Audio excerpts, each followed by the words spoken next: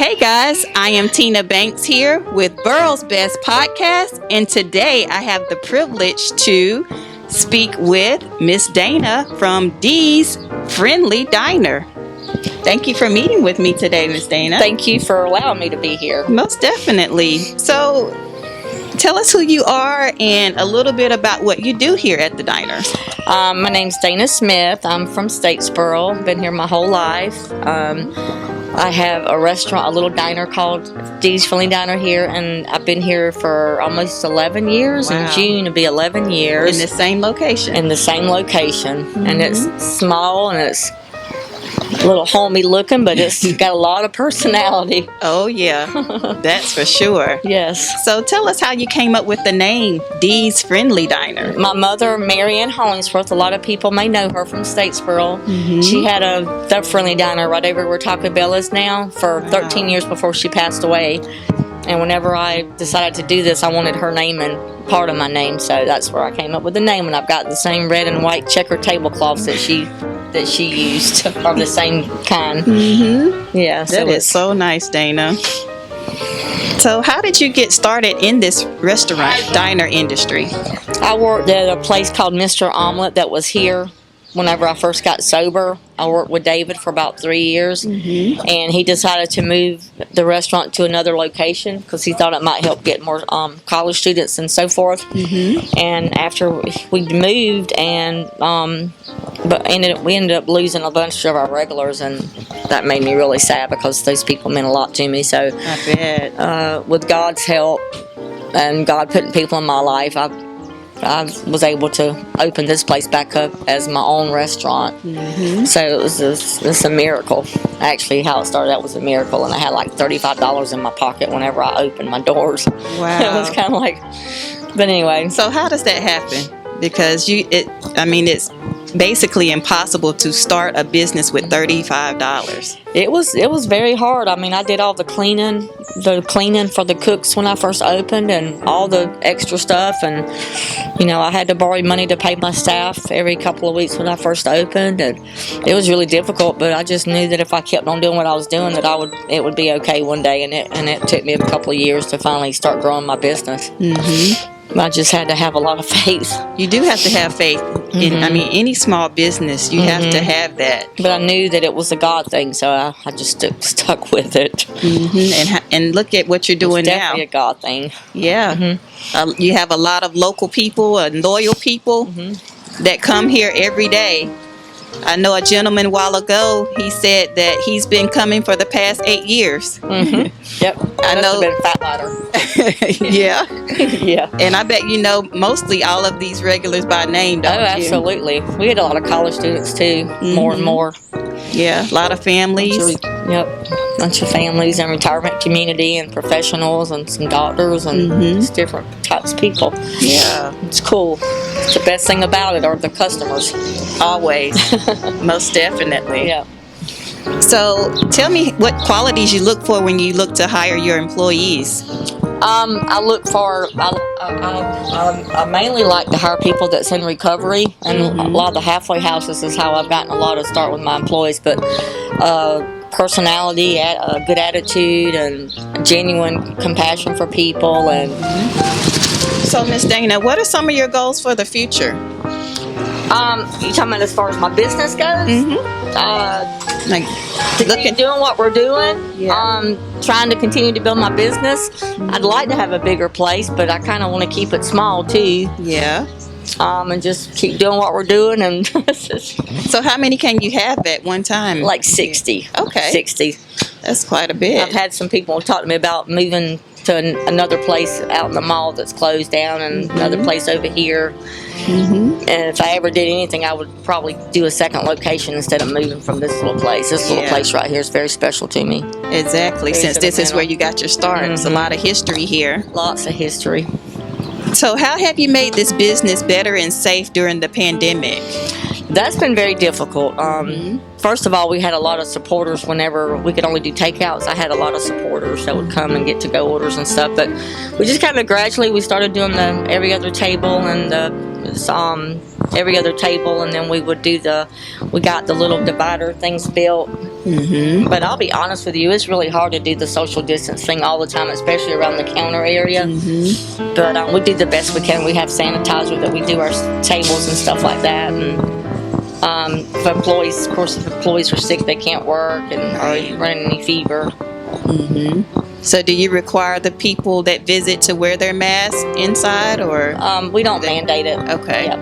I mean, most people wear their mask until they get ready to eat, but I don't mandate that. Okay. Who has helped you to get to where you are today? God. And the people that God's put in my life. Yeah. That's an easy question. Huge. It's really huge. And I agree with you. That's my number one question as well. That's my number one answer as well. So what has been your proudest accomplishment this far in your business?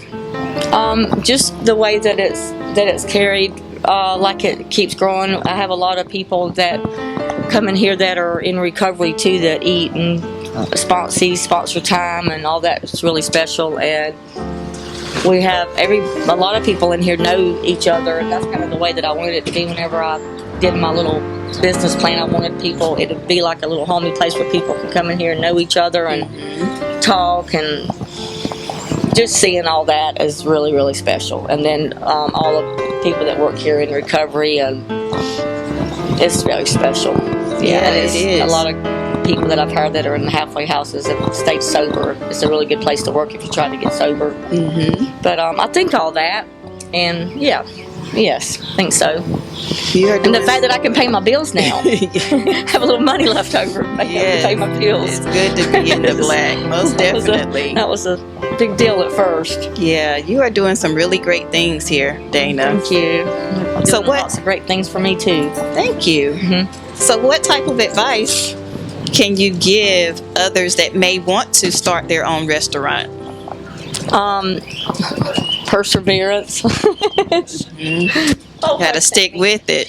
Just stick with it, and I mean, to me, this was in my heart when I decided to open up my business. It was in my heart, and I think that's got a lot to do with it. That's something that I really care a lot about, and genuinely love the people that I wanted to come back.